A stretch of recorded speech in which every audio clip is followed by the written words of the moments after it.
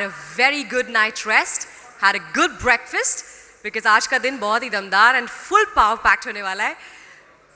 Hope you're bright and early and ready to absorb. So we begin, of course, with our business session inauguration.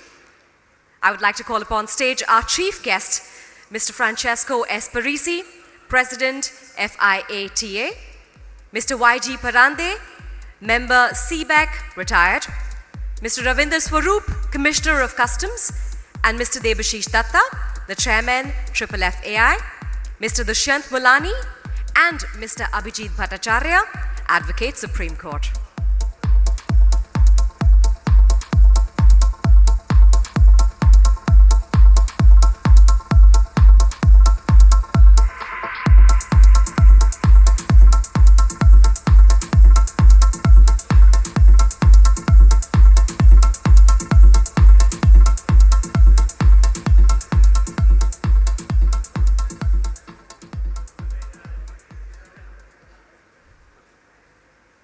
Now I'd like to request Mr. Debashish Datta, the Chairman, FFAI, to please honor Mr. Francesco Esperisi.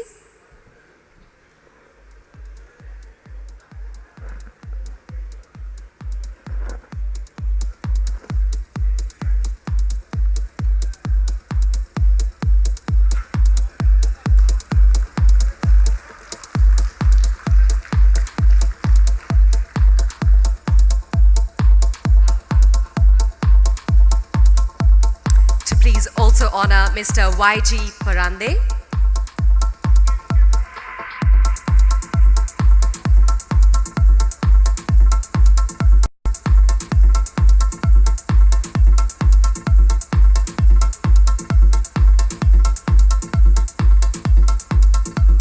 Thank you, sir. Mr. YG Parande.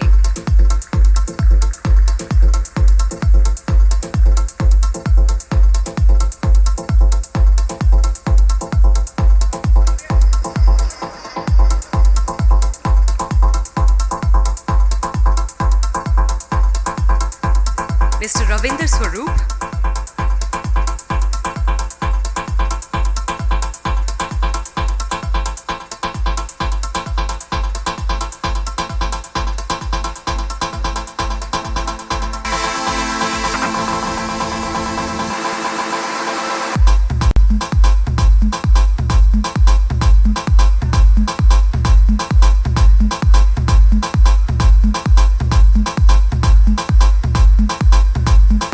Mr. Abhijit Bhattacharya.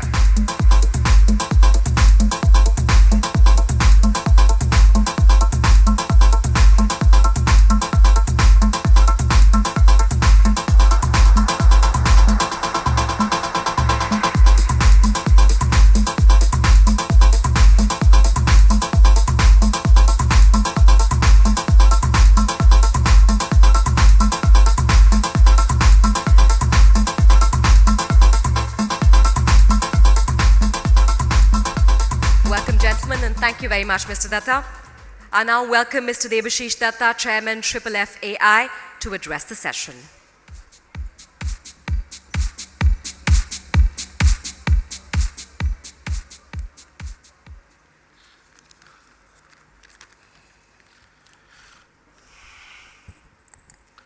Good morning. I want to hear. Thank you very much. This is FFAI. Respected Mr. Parisi, the President FIATA, respected Mr. YG Parande, Member CBEC retired, respected Mr. Ravinder Swaroop, Commissioner of Customs, respected Mr. Abhijit Bhattacharya, Advocate Supreme Court. He has said only that you should only call me by this Advocate Supreme Court. So I am calling you, sir, by this only, this. Fellow members, delegates, past chairmen, advisors, representatives from media, ladies and gentlemen. On the beginning of the business session inauguration of the 22nd Biennial Convention of FFAI, I welcome you all. My sincere thanks to Mr. Parisi, who taken the pain in coming all the way from Honduras. Day before yesterday, he was in Honduras for a meeting, and I requested him that you please come for the inauguration. But he said that, Debashish, if I start from Honduras, it is taking actually more than 24 hours. But he missed a flight and he landed today morning at 4 o'clock, 4:30. You know, I took over as the chairman of this FFI on 13 September 2013. And Mr. Parisi taken over in October 2013. I'll be finishing my term in this September 2015. Mr. Parisi is also finishing his term in 2015. So the thing is that we two, from day one, we two are very close. And we work together wherever in Zurich or in Istanbul, wherever we meet. There is a personal touch with him, but not with him actually, with his wife. She loves me more than him. So I am grateful, sir, that you are attending our convention. We are really honored, sir. I am grateful to Mr. Y.G. Parende, Ravindra Sarup, Mr. Abhijit Bhattacharya, and all the dignitaries for the presence in today's session, and my cordial welcome to you all. The theme of the convention is Inspired India, Surging Ahead on Agile, Adapt, Accelerated Logistics. The main focus of the theme is the Make in India program. India has the largest network in the world, consisting of shipping, coastal transportation, airways, railways, road transportation, inland water transportation, etc. All these combined forces need successful agile compliance in its long course of journey. Speed is the essence of the service providers, particularly in our logistics sector, and to be more specific of the customs brokers, as pace at which the logistic industry has changed across the globe in the recent years. And the current plan envisaged by the government, the economy will throw upon lots of opportunities for us. To keep pace in this change scenario, speed logistics professionals need to be extremely competitive. With this backdrop, our convention theme has been contemplated.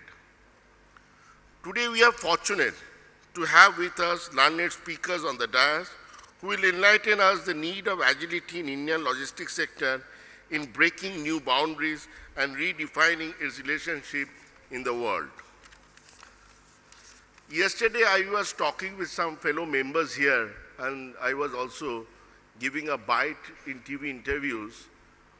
What I am saying that, see, we always say that government departments has to do this and that. We never say what we have to do. For any country to grow, both sides are required to grow hand in hand. It is the government and the people of the country. We are the people of the country. We, with the government, has to make this country the number one. It is our duty. So before conclusion, I must proudly mention the names of Mr. Dushyant Mulani, Mr. Tushar Jani, and Mr. Himanshu Tiwari for the conceptual ideas in making the most appropriate theme of 22nd Biennial Convention of FFI. Thank you. Thank you very much.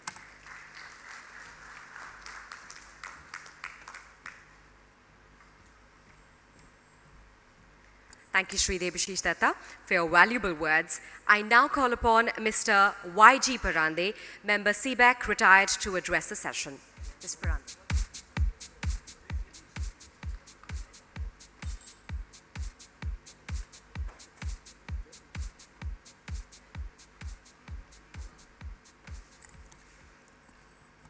Before that, I would love to call upon stage Mr. Francesco S. Parisi to please come and address the audience.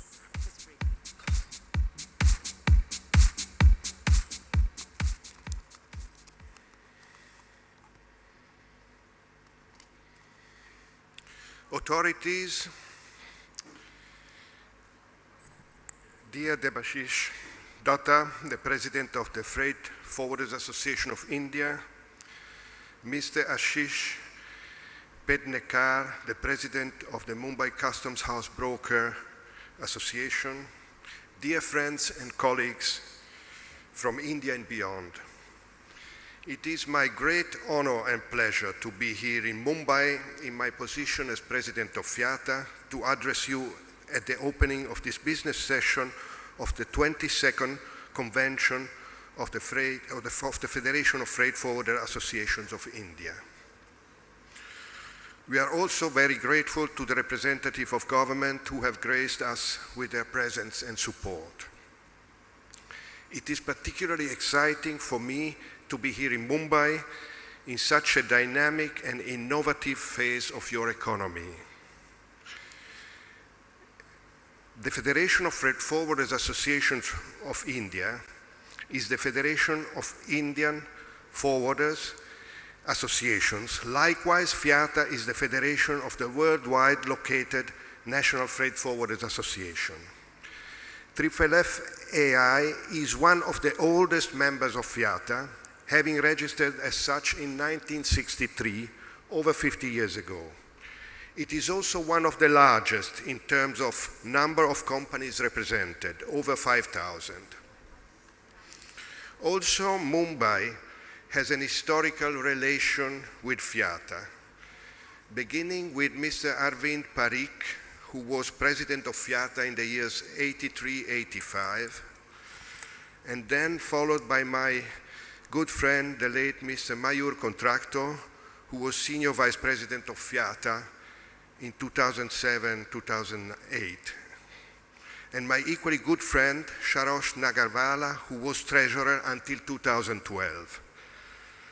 Easy to understand why I could not but enthusiastically respond to your invitation and to the warm and convincing words of your president. FIATA is the largest non-governmental organization in the world representing the interest of the international freight forwarding and logistic industry, and has an observer status with many international organizations, in particular UN bodies and agencies, like the United Nations Economic Commission for Europe or the United Nations Economic and Social Commission for Asia Pacific, UNCTAD, UNCITRAL, and so on. FIATA furthermore entertains a permanent dialogue with different bodies representing the other stakeholders in the supply chain, like IATA, UIR, IRU, and so on. If we consider the constantly growing globalization of markets we have experienced in the past decades, it is easy to understand why FIATA has become increasingly important for our national associations. Most of the issues concerning our industry have now to be dealt more at international than at national level, or at least parallel at both levels. Think about the impressive evolution of customs in the last few years, which has been undoubtedly originated by elaborations having taken place at the World Customs Organization. FIATA is present permanently as member of the private sector consultative group of the World Customs Organization to let the experience and the voice of our industry be listened. FIATA is also providing more and more to its members expertise to carry on their advocacy tasks with their local authorities. There are very few sectors in the economy requiring so much public-private partnership to be successful like the sector we represent. Public-private partnership not only in terms of infrastructure investments, but probably even more in terms of collaboration between the private and the public sector for the progress of the so-called soft investments, the design of win-win solution in the so many areas where transport and logistics interacts with government's regulations and with governmental management. It is for us rewarding to notice an increased attention by representatives of governments to our events and for our industry. We have been trying to explain our position as follows. The past decades have shown that international trade is the driver for GDP growth and the wealth of the nations. We, the freight forwarders, are the facilitators of the international trade. We are on the ground. We know from our daily experience what can help trade to grow and what are the obstacles. We know that we need infrastructural investments to enable connectivity, but we also know that parallel we need investments in soft infrastructure and capacity building. This is why FIATA has been cooperating with the World Trade Organization on the topic of the Trade Facilitation Agreement, and FIATA will continue to work for its implementation. And this is why FIATA has been strongly collaborating with the United Nations High-Level Political Forum on Sustainable Development for the preparation of the post-2015 agenda. And we are proud to say that also, thanks our efforts, logistic connectivity has been given the relevance we believe it deserves, and much more relevance than in the past. But FIATA is not only dedicated to advocacy or lobbying in the interest of our industry. FIATA is also providing value-added services to its members, the most important and successful of which is training and education.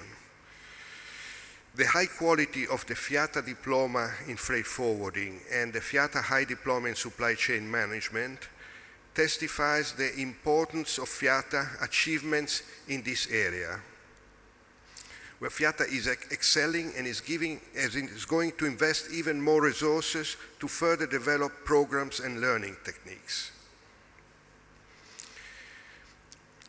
Training is clearly part of what we call soft infrastructure, capacity building, a portable knowledge which is taught along identical and strict standards in 52 countries in the world, and more countries are applying to see their programs validated by FIATA. I don't want to take more of your time. If you want to know anything more about FIATA, please ask me. I will be here until tomorrow evening. I encourage those of you who have not registered as an individual member of FIATA to consider doing so. It is a sign of distinction. It is a way to support your World Federation. Just two last informations. FIATA's annual most important event is the FIATA Congress. This year it will be held in Chinese Taipei between the 8th and the 12th of September. I hope to see many of you in Taipei. And before the World Congress, I would also like to mention that next month, 1 month from today, on the 24th and 25th of June, we will have in Bangkok the meeting of the region Asia-Pacific, the field meeting of the region Asia-Pacific of FIATA, together with a meeting of UNESCO. It would be also very interesting to see many of you in this occasion. Enjoy this convention, and thank you for your attention. Thank you.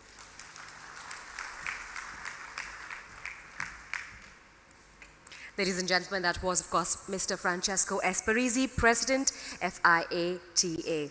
I now call upon Mr. Dushyant Mulani to please propose the vote of thanks. Mr. Mulani.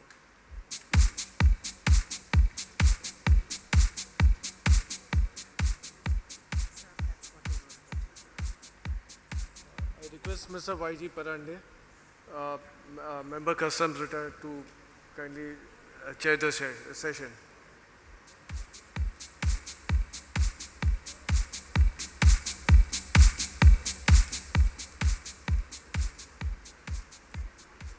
Mr. Parisi, Mr. Debashish Datta, my friend Mr. Bhattacharya, Ravinder, Dushyant, my friend from the industries, ladies and gentlemen, very good morning to all of you. First of all, let me thank the FFI for giving me this opportunity to meet so many of my old friends, which is, now that I have retired, the opportunities are not so many. Let me also compliment you for the very imaginative choice of theme for this convention. I think there is a lot of excitement in this country these days in terms of there is a lot of optimism about growth and things like that. So you have done well to structure the convention around these themes. This particular session is supposed to be about compliance on the move. Now, what do we mean by compliance on the move? So what I will try to attempt, or what I'll attempt is what according to me seem to be the key themes that link with this topic, and what are some of the key principles or requirements that need to be in place if we have to achieve compliance on the move.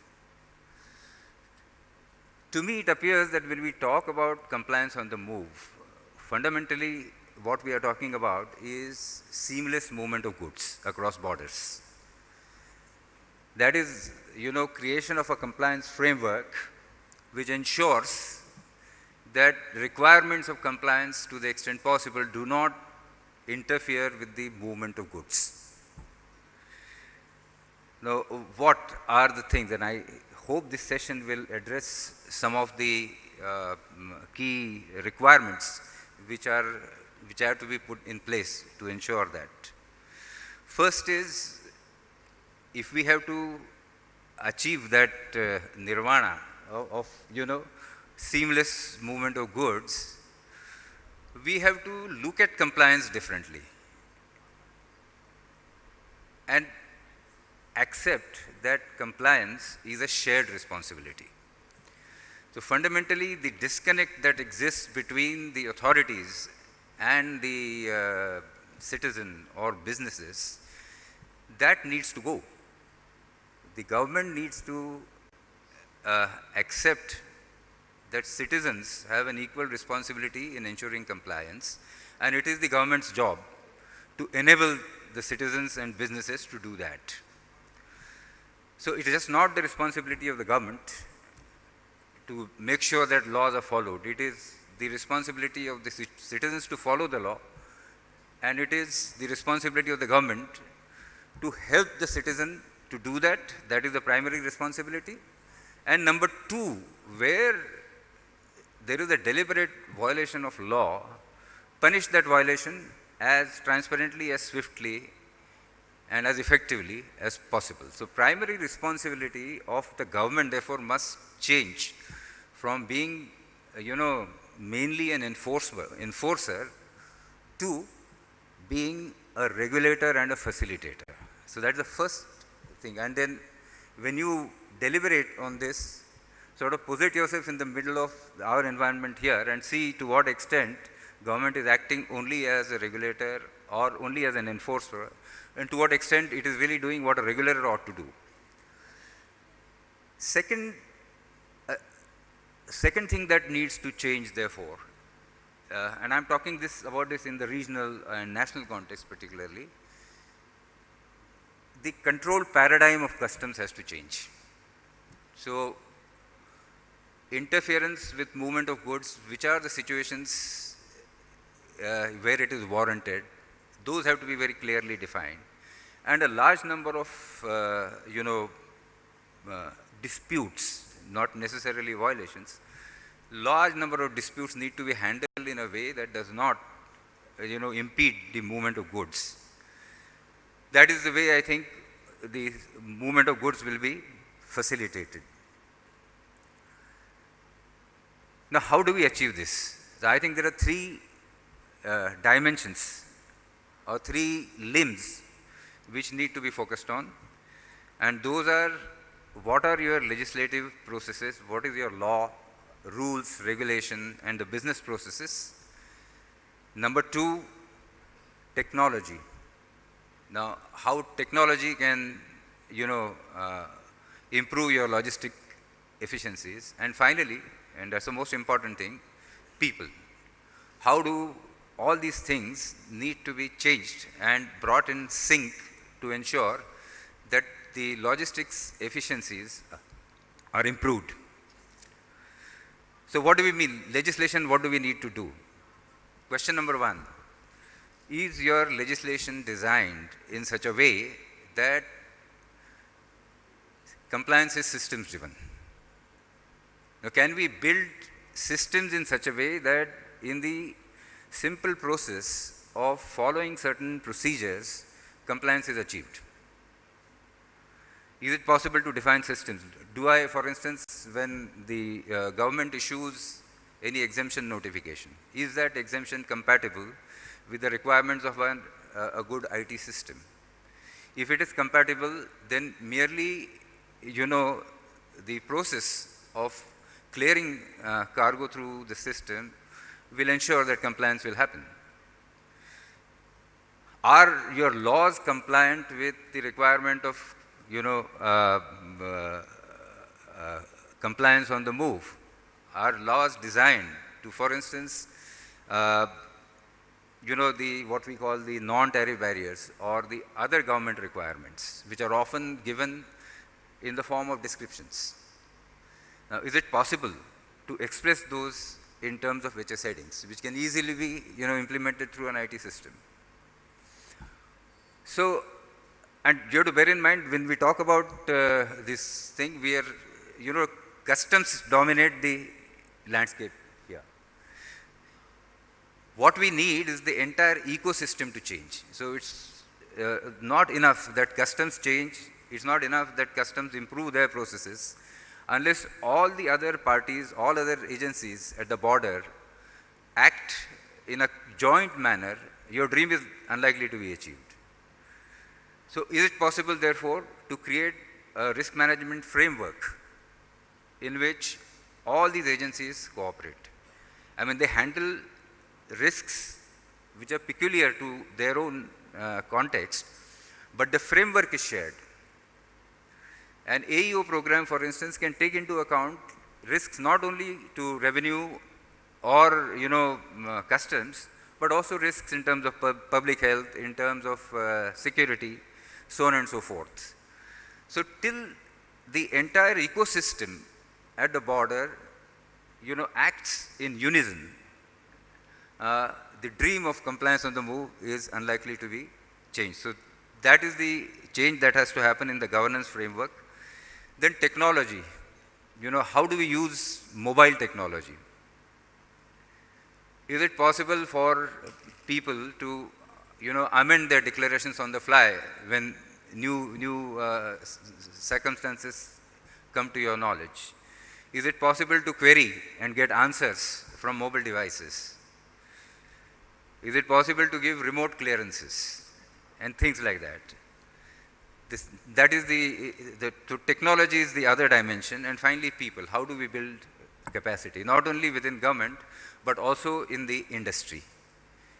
Now, a lot of training is required. In fact, when we implemented self-assessment, I am told that a large number of the logistics firms had to undertake very serious training efforts, which is a very positive step. But unless there are capacities, if you accept that it's a shared responsibility, then the government and the industry must work together. Then how does, coming back to legislation, how does, clarity and certainty be imparted in this entire process? We have channels like the Authority for Advanced Ruling, where you can seek an advanced ruling, but obviously it is not a very satisfactory arrangement, because I am told that it takes a very long time to get that ruling. So government has to accept that it is when a citizen comes to government with a doubt, instead of suspecting him, they should accept their responsibility to clarify to the citizen. Instead of uh, allowing disputes to fester, step in quickly in time and clarify to people so that people know what exactly their obligations are. And must minimize discretion. There are certain ground rules that must be followed, and I think Mr. Ravinder Swarup will probably deal with this when it comes to that. What is it that the government can do? For instance, one simple rule would be that if there is a long-standing practice, it ought not to be changed without proper notice. And the change must be prospective. So that is, those are some of the things that need to be be in place to remove the high degree of uncertainty that exists on the Indian borders. Discretion, that's the other thing. How do we minimize the discretion in the hands of individual officers so that, the uncertainty gets reduced? So these are some of the themes that I think you need to focus on if, some concrete measures have to emerge in the course of your discussions. I think we'll deal with some of these issues if there is a question and answer session later. I'll close with this. Thank you very much.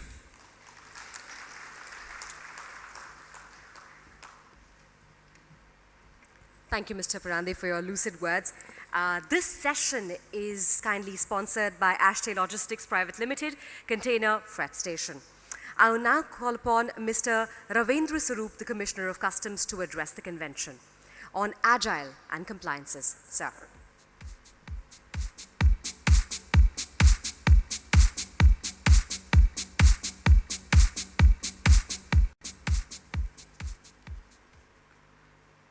Respected Chairperson, FIATA, Mr. Francisco Parisi, Mr. Debashish Datta, FFI President, Convener Mr. Ashish Pednekar in the audience, my senior colleague Mr. Parande, Mr. Abhijit Bhattacharya, Advocate Supreme Court, my friends in the audience, ladies and gentlemen.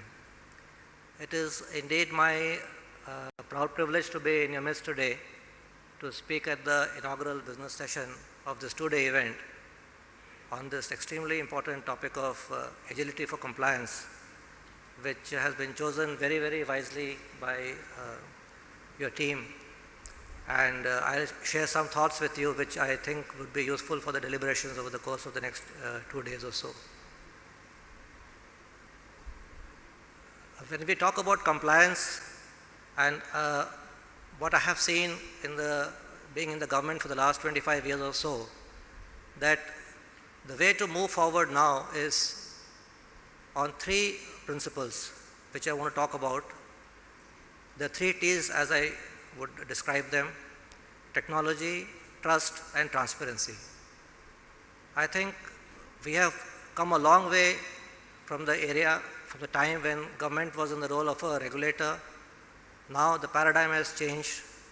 As Mr. Parande said, we are in the role of a facilitator now, and international trade is increasingly recognizing the need of logistics and customs to take a very leading role. And trade as such has now been established to be one of the most critical areas or the determinants of economic growth of countries. So when we talk about facilitation and compliance, the critical players are freight forwarders, customs brokers, airlines, custodians, apart from customs. Though customs has been taking a lead role in the area of reform, still the trust is now built up in the last few years, and as we have re-engineered our processes, automation has been one part of it, but there has been increasing trust also with the stakeholders. You would recall that earlier all the examination used to be 100%. We moved away from that in a small way 2 decades back to sampling basis. Small steps have been taken over the years, and now we are in the era of RMS, self-assessment, OSPCA, ACP clients, and now the Authorized Economic Operators Program. So this is the journey over the years, and this gives us a confidence about moving forward with the same confidence. The areas which we now need to recognize are how do we incorporate technology in our processes. As Mr. Parande mentioned, the use of mobile technologies, use of the virtual business models. Now, these days we don't know who the actual shipper or the importer is. We don't need to know their physical presence. Businesses are transacted in virtual space. There's a shipper abroad, there is an importer here, they meet on the net and they book shipments. But the trust becomes very important here because the customs is certifying the local player here, which is the authorized economic operator, which could be a freight forwarder, which could be an importer. So there are the criticality is that the certification process has to be very robust. And when we find misuse, then obviously it takes away from the entire process. So there you must build on your human resources, about your training, and the pool of people who are built up with the sharing of your knowledge base as a community, as a freight forwarding community. Another thing I mentioned, I read in a recent study was, in the OECD study, it said that logistics providers, the role that they play is on par with infrastructure developers, and the customs people, unless they sit with the logistics providers at every stage of the development and the reform process, we will not be able to move forward. In that, with that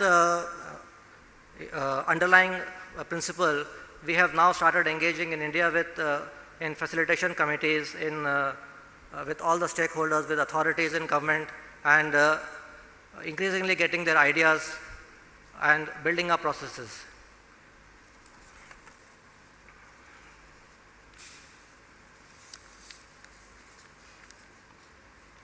Another area which we need to think about and understand in the context of improving agility and adaptability with our global trends is now the new taxation paradigm which we are moving towards, which is the GST.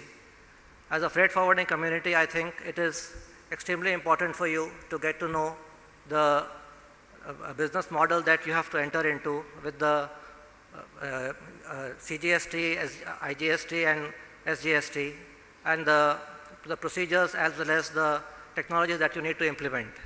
So that would help you in building your processes with the, with the government legislation and business rules that we develop.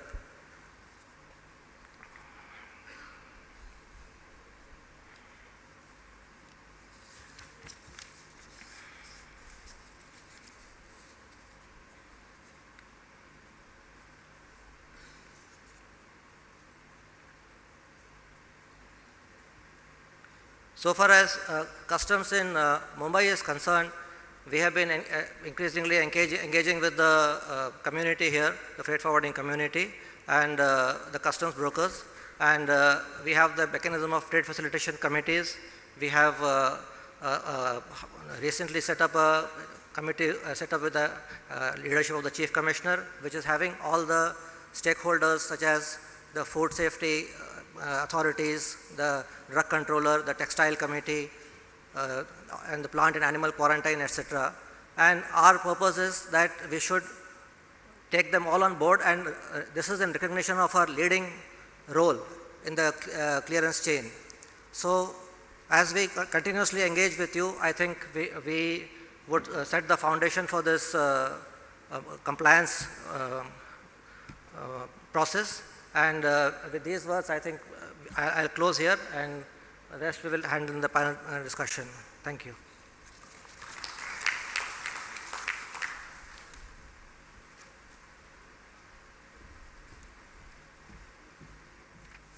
Thank you, Mr. Swaroop. I would now like to call upon Mr. Abhijit Bhattacharya to please address the convention. Mr. Bhattacharya.